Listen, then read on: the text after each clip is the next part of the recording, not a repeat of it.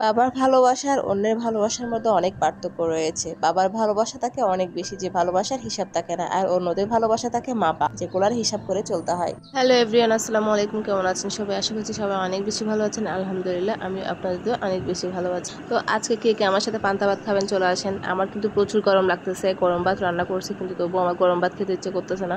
তাই আজকে নতুন ভাবে পোড়ামরিচ দিয়ে পান্তা ভাতকে মেখে ভুনা মাংস দিয়ে খাবো। ছোটবেলায় আম্মু আমাদেরকে এরকম করে পান্তা ভাত মেখে দিত, আর ভুনা মাংস দিত পাশে। আমি অবশ্যই ছোটবেলায় মাদ্রাসায় পড়েছি, মাদ্রাসা থেকে আমি কোরআনটা কমপ্লিট করি। আর ছোটবেলায় যখন মাদ্রাসায় যাইতাম, আম্মুরা ঘুম থাকতো, অনেক সময় পোড়ামরিচ এভাবে পুড়ে আম্মু রেখে দিত, সাথে চিংড়ি শুটকিও রাখতো। আমাদের চাটগাঁয়ে বাসায় এটাকে বলা হচ্ছে ইসাউনি। কারা কারা চাটগাঁয়ে আছেন তারা একটু কমেন্ট করেন আমাকে, কারা কারা এরকম ভাত খেয়েছেন তারাও আমাকে একটু কমেন্ট করেন। আমার সাথে আসেন, একসাথে ভাত খাই আজকে। ওগুলাই আমরা সকাল সকাল ঘুম থেকে উঠে পান্তা ভাত দিয়ে মেখে খেয়ে সুন্দর মতন মাদ্রাসায় চলে যেতাম। আম্মুরা ঘুম থাকতো। আমার এখনো মনে আছে মাদ্রাসায় একদিন না গেলে আমাদের কত পিটা দিত। প্রত্যেকদিন সকালে মাদ্রাসায় চলে যাইতে হইতো, হাতের লেখাগুলো লিখতে হইতো, কতগুলো হাতের লেখা, তারপর সিলেটের মধ্যে আরবি লিখতে হইতো দুনো পৃষ্ঠায়, আর এটা নাম মতো নিয়ে যাইতে হইতো। কত কষ্ট করে আমরা পড়ালেখা করছি। একটু থেকে একটু বেশ কম হইলে হুজুরা অনেক মারতো। একদিন মাদ্রাসায় না গেলে 12 বেদ 24 বেদ, এক হাতে 12 বেদ করে 24 বেদ দিত। তারপর এমন এমন জায়গায় মারতো, এটা বলার মতো না। কি বলবো, যারা যারা মাদ্রাসায় পড়েছেন আমাদের সাথে তারা হয়তো অবশ্যই জানেন। আমরা যে মাদ্রাসাটা করেছি ওটা হচ্ছে লতিফপাড়া মাদ্রাসা।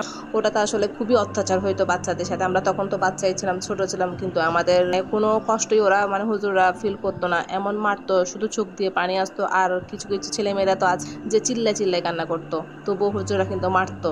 এখনকার সময়ের হুজুরদের মনে একদম দয়া মায়া ছিল না। ওরা বাচ্চাদেরকে এমন শাসন করতো, শাসনের নামে অত্যাচারই করতো। আমার মনে হয় একটা দিন না গেলে, অসুস্থ থাকলে বা কোনো কারণে না যাইলে সেটার জন্য অনেক মারধর করতো। যাই হোক, পান্তা ভাতের গল্প করতে করতে আপনাদের সাথে শেয়ার করে ফেললাম আমার ছোটবেলার কিছু স্মৃতি। তো এই তো এখন তেঁতুল দেখতে পাচ্ছেন, এগুলা আমার শ্বশুর বাড়ি থেকে আমার শ্বশুর নিয়ে এসেছিল রমজান মাসে। যখন এসেছিল তখন এই তেঁতুলগুলা এখনো ফ্রিজে রয়ে গেছে। এখন বের করছি, বের করে এগুলা ভালো করে আঁশ থেকে ছাড়াই নিচ্ছি, নিয়ে শুকাত দিব। শুকায় লবণ মেখে রেখে দিব, কারণ তেঁতুল সব কাজে লাগে। আর আমার যেহেতু হাই প্রেশার, একটু তেঁতুলের শরবত খেতে হয়। তো তেঁতুলগুলা শুকাত দিব, ভালো করে শুকাই ফেলবো একেবারে, যাতে নষ্ট না হয়, সারা বছর রাখা যায়। আমার 1 কেজি তেঁতুল 1 বছর চলে যায়। তেঁতুল আবার আমি যখন ডাল রান্না করি ওখানেও ডালের মধ্যে তেঁতুল ইউজ করি। আর এখন যেহেতু আমের দিন, আম দিয়েও কিন্তু ডাল রান্না করা যায়। তো এই তো তেঁতুলগুলাকে আমি 3-4 দিন করে রোদে শুকিয়েছি, এবং শুকানোর পরে এখন লবণ মেখে রাখতেছি। লবণ মেখে একেবারে সুন্দর মতো রেখে দিব। চেয়েছিলাম বিচিগুলা ছাড়াই রাখতে, কিন্তু আবার বিরক্ত লাগতেছে,